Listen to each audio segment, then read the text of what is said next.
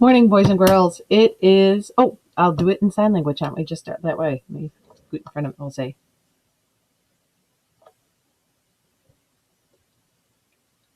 Happy Thursday. Remember, we start with the T, we come down and around. Okay, happy Thursday, everyone. So, today, in keeping with our hens and chickens, I thought we'd fall back in time and we would go with a folk tale. This one's called The Little Red Hen, and it's by Jerry Pinkney. Now, instead of going through our parts of a book today, we're going to do something different. We're going to do a bit of a picture walk, and I want you to think. Let's look at that page right there. Do you think that this book is going to be fiction or nonfiction?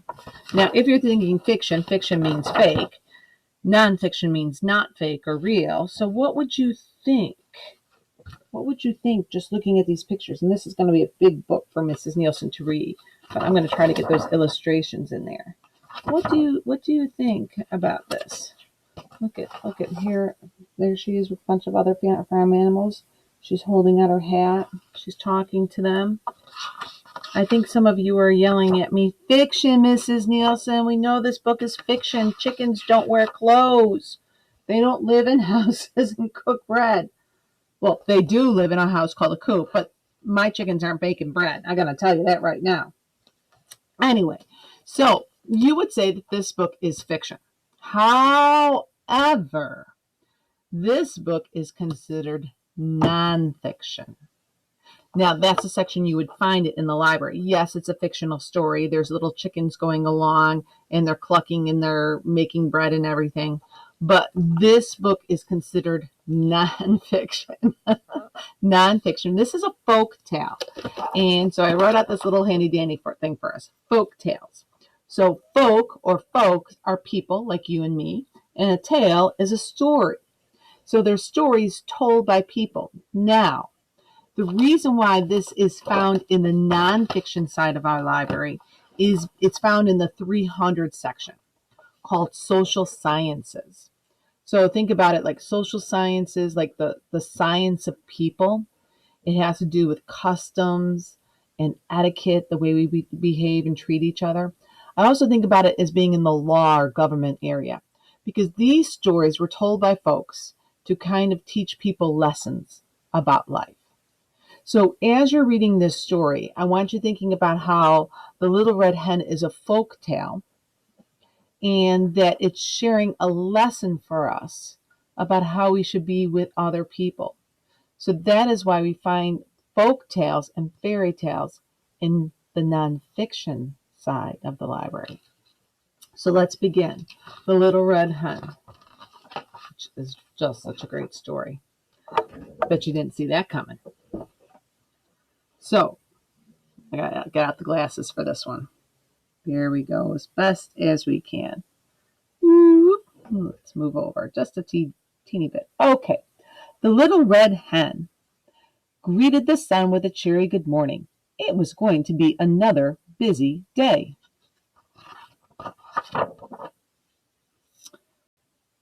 Ooh, do you see that? While hunting for worms and berries for her young one, she came upon some strange seeds. So ever so carefully, she scooped them up and then headed home. And there she is picking up the seeds. What will she do with them? I love this frog here. Do you see the frog? Isn't that great? This is great. Beautiful illustrations in this book. On the way, she greeted her neighbors. Oh, there they are. The short brown dog, the thin gray rat, the tall black goat, and the round pink pig. There's the rat. I hit my thumb on him. I found these seeds. Can any of you tell me what they are? They're wheat seeds, said one of the animals. If you plant them, they'll grow into wheat for baking bread. I bet you know what happens.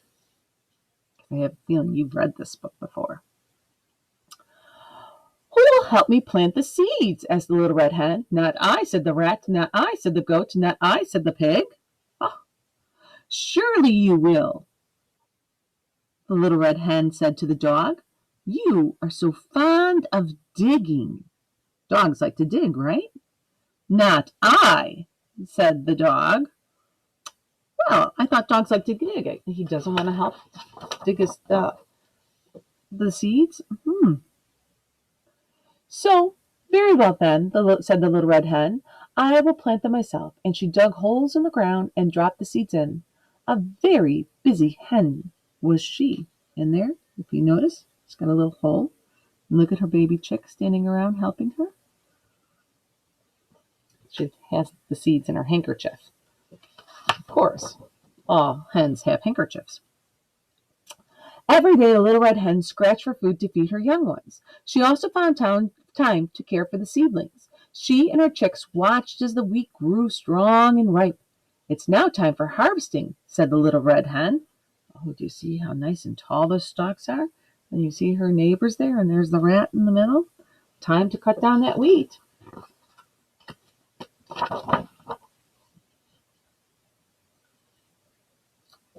Who will help me cut and thresh the wheat? She asked. Not I, said the goat. Not I, said the pig. Not I, said the dog.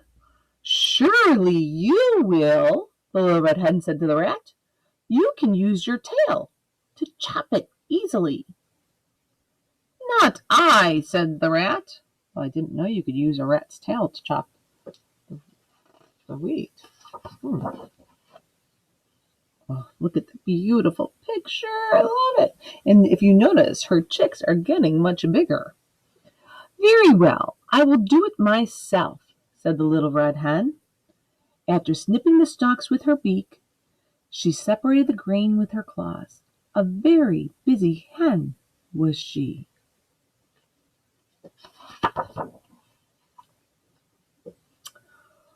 Who will help me take the grain to the mill? Asked the little red hen.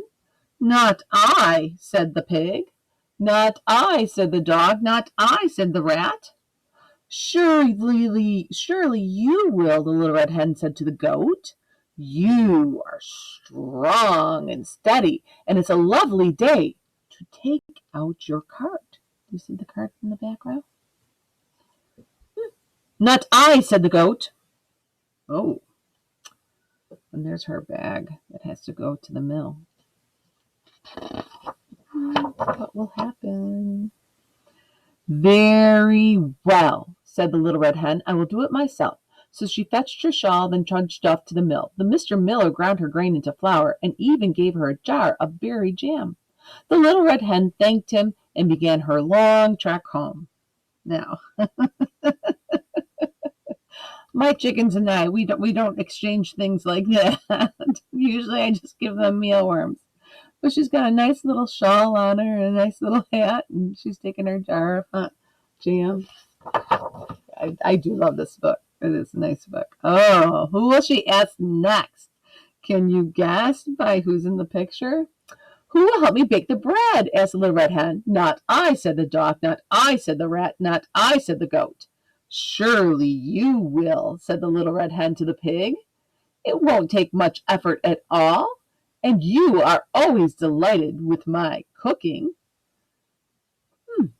He likes to eat her cooking, but guess what he says? Not I, said the pig. Oh, that was not at all nice. And here, look at how much taller her chickens are now. So, very well, said the little red hen. There, I gotta turn a little bit. Said the little red hen, I will do it myself. She mixed the flour with the yeast, the salt, and the water, and then kneaded the dough and shaped it into a loaf and put it in the oven. At last the bread was done, and the little red hen took the hot loaf out of the oven. A tasty aroma circled the barnyard. Ooh, you can look it through the window. What's everybody smelling? Freshly baked bread? Uh-oh, you know what's going to happen now, don't you? Where are they? They're all at the chicken's house, Little Red Hen's house. I know who will eat the golden bread, said the little red hen. I surely will, said the short brown dog. Remember, he didn't want to help dig. Surely I will, said the thin gray rat. He wouldn't help thresh the wheat. Surely I will, said the tall black goat. Remember, he didn't want to help take it to the miller. And surely I will, said the round pink pig. And remember, he didn't want to do what? He didn't want to help bake the bread. Look at look at the flowers. Does it make you want summertime? Today's a cool day outside, I have to tell you.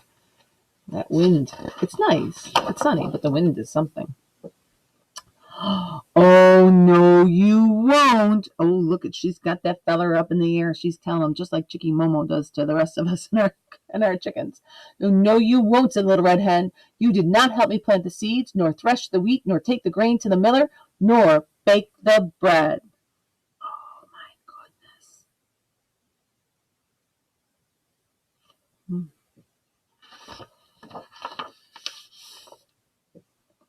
My chicks and I will eat it, clucked the Little Red Hen.